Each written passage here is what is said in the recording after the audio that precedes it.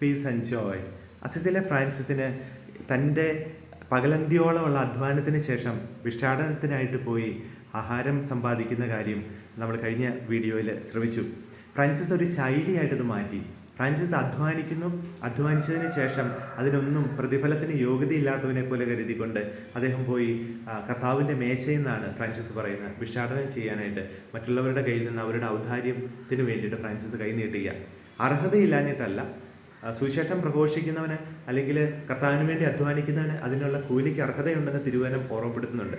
എന്നാൽ ഫ്രാൻസിസ് അതുപോലും ഉപേക്ഷിച്ചിട്ട് താൻ കൂടുതൽ എളിമപ്പെടുന്നതിന് വേണ്ടിയിട്ട് നിസാരനും ബലഹീനനുമാണ് താനെന്ന് വീണ്ടും ഓർമ്മിക്കുന്നതിന് വേണ്ടിയിട്ട് പോയി കൈ നീട്ടുക.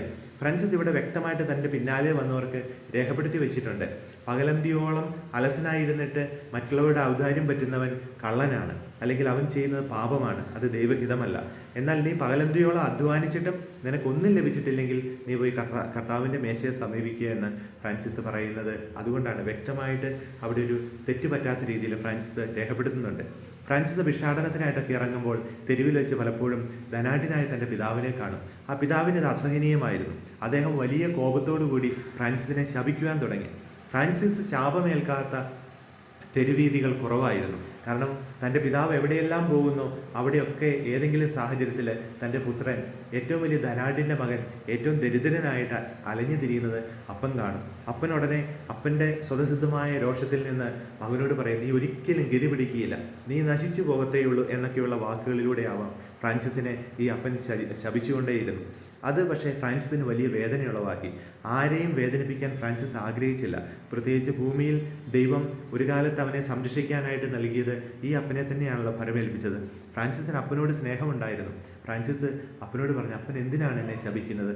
അത് വീണ്ടും അദ്ദേഹത്തിൽ കൂടുതൽ വെറുപ്പുളവാക്കി. വീണ്ടും ക്രൂരമായ ശാപവാക്കുകൾ ഫ്രാൻസിസിൻ്റെ മേൽ അദ്ദേഹം ശകാരവർഷത്തോടെ ചുരിയുകയാണ്. ഫ്രാൻസിസ് അതിനൊരു പ്രതിവിധി പ്രാർത്ഥനാവസരത്തിൽ കണ്ടെത്തുകയാണ്. ആൽബർട്ടോ എന്ന് പറയുന്ന ഒരു ഭിക്ഷാടകനെ, ഒരു ഭിക്ഷക്കാരനായിട്ടുള്ള ഒരു വല്യപ്പനെ അദ്ദേഹം കണ്ടുമുട്ടുകയാണ്. ആൽബർട്ടോ എന്ന് പറയുന്ന ആ വൃദ്ധനായിട്ടുള്ള ഭിക്ഷാടകൻ്റെ അടുത്ത് ചെന്നിട്ട് ഫ്രാൻസിസ് പറയുകയാണ്, നമുക്ക് ഒരുമിച്ച് ഇനി മുതൽ ഭിക്ഷാടനത്തിന് പോകാം. പകല് ഞാൻ സാന്താമിയാനോ ദേവാലയം പണിയാനായിട്ട് പരിശ്രമിക്കുകയാണ്. വൈകുന്നേരമാകുമ്പോൾ വിശന്ന് കഴിയുമ്പോൾ ഞാൻ തിരികെ വന്നിട്ട് അങ്ങയോടൊപ്പം ഞാൻ ഭിക്ഷാടനത്തിന് വരാം. എനിക്ക് കിട്ടുന്നതിൻ്റെ പകുതി ഞാൻ അങ്ങേക്ക് തരാം. പക്ഷെ അങ്ങ് എനിക്കൊരു ഉപകാരം ചെയ്യണം. എൻ്റെ അപ്പൻ എവിടെയെങ്കിലും വെച്ച് എന്നെ ശപിച്ചിട്ടുണ്ടെങ്കിൽ ഞാൻ അങ്ങയുടെ മുമ്പിൽ മുട്ടുകുത്തും. അങ്ങ് എൻ്റെ ശിരസിൽ കൈവച്ച് എന്നെ ഒന്ന് അനുഗ്രഹിക്കണം. അദ്ദേഹത്തിന് ആ വൃദ്ധനായിട്ടുള്ള ആ ഭിക്ഷാടകന് അത് ലാഭമുള്ള ഒരു കാര്യമായിട്ട് തോന്നി. അദ്ദേഹം പറഞ്ഞു, എൻ്റെ കൂടെ പോന്നോളുക.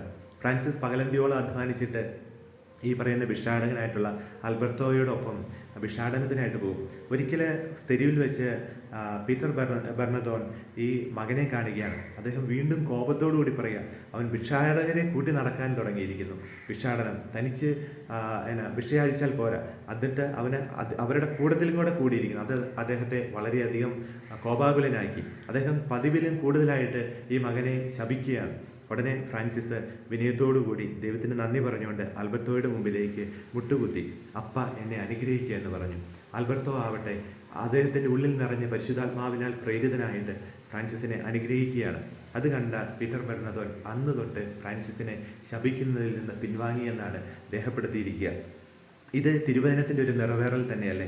എൻ്റെ നാമത്തെ പ്രതി അപ്പനെയോ അമ്മയോ എന്തൊക്കെ ഉപേക്ഷിച്ചാലും അതിന് 100 ഇരട്ടി ലഭിക്കുമെന്ന് പറയുന്ന പോലെ ഫ്രാൻസിസിനെ ഈ 800 വർഷങ്ങൾക്ക് ശേഷവും അനേകർ നെഞ്ചോട് ചേർക്കുന്നത് ഈ തരത്തിൽ സുവിശേഷത്തിനനുസരിച്ച് ജീവിതത്തെ മാറ്റുന്നതുകൊണ്ടും പരിശുദ്ധാത്മാവിഷയത്തിൻ്റെ മനുഷ്യനായിട്ട് ജീവിച്ചതുകൊണ്ടുമല്ലേ? വീണ്ടും ഫ്രാൻസിസിൻ്റെ ജീവിതത്തിൽ ഒത്തിരി പരിശീലനങ്ങൾ ഈശോ നൽകുന്നതായിട്ട് നമുക്ക് കാണാൻ സാധിക്കും. ഫ്രാൻസിസ് ഭിക്ഷാടനം ചെയ്യുന്നത് ഇപ്രകാരം വളരെ കൃത്യതയോടെ അധ്വാനിച്ചതിന് ശേഷമാണെന്ന് നമ്മൾ കണ്ടല്ലോ. അന്നത്തെ കാലത്ത് സന്യാസ സഭകളൊക്കെ വലിയ കോട്ടമതിലുകളൊക്കെ കെട്ടി അതിനുള്ളിൽ ആയിരക്കണക്കിന് ഏക്കർ സ്ഥലങ്ങളും വലിയ സമ്പത്തുമായിട്ട് അവിടെ താമസിക്കുകയായിരുന്നു. പക്ഷേ അവർ ദരിദ്ര ജീവിതമാണ് നയിച്ചിരുന്നെങ്കിലും അവർക്കൊന്നിൻ്റെയും കുറവ് ഉണ്ടാവാത്ത വിധം സമ്പത്തിൻ്റെ ഒരു സംരക്ഷണം അവരുടെ ചുറ്റും ഉണ്ടായിരുന്നു. ഫ്രാൻസിസ് ആ ജീവിതശൈലിയിൽ നിന്ന് മാറാനായിട്ട് ആഗ്രഹിച്ചു. ഫ്രാൻസിസ് പകലന്തിയോളം അധ്വാനിക്കാനും പ്രാർത്ഥിക്കാനും വചനം പ്രഘോഷിക്കുവാനായിട്ട് ജീവിതം ചെലവിട്ടു.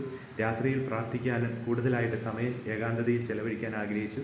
അതോടൊപ്പം തന്നെ ഒന്നും സ്വന്തമായിട്ട് കരുതാതെ എന്തെങ്കിലുമൊക്കെ ആവശ്യമുള്ളപ്പോൾ കർത്താവിൻ്റെ മേശയെ സമീപിക്കാനായിട്ട്, അധ്വാനിച്ചിട്ട് ലഭിച്ചില്ലെങ്കിൽ കർത്താവിൻ്റെ മേശയെ സമീപിക്കാനായിട്ട് ഫ്രാൻസിസ് ആഗ്രഹിച്ചു. അതാണ് ഭിക്ഷാടക സമൂഹത്തിൻ്റെ ആരംഭം. അതുവരെ അനേകം ഭിക്ഷാടക സമൂഹങ്ങൾ ആ കാലഘട്ടങ്ങളിൽ ആരംഭിച്ചുവെങ്കിലും പിന്നീട് പരിശുദ്ധ കത്തോലിക്ക സഭ ഒരു സൂനകദോസിൽ അത് ഫ്രാൻസിസ്കൻ സഭയുടെ മാത്രം ഒരു സിദ്ധിയായിട്ട് അതിനെ മാറ്റുകയാണ്. അതാണ് മെൻഡിക്കൻ്റ് ഓർഡേഴ്സിൻ്റെ തുടക്കമായിട്ട് മാറുക.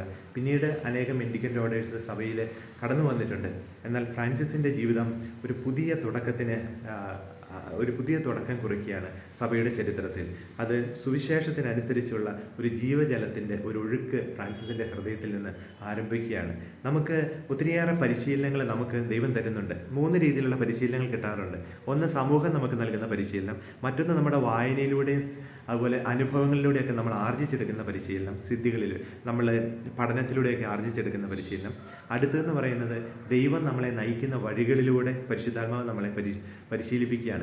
അത് ചിലപ്പോൾ സഹനത്തിൻ്റെ വഴികളാവാം, പരാജയത്തിൻ്റെ വഴികളാവാം. എവിടെയും ക്രിസ്തുവിൻ്റെ കരങ്ങൾ തിരിച്ചറിയാനായിട്ട് സാധിക്കും.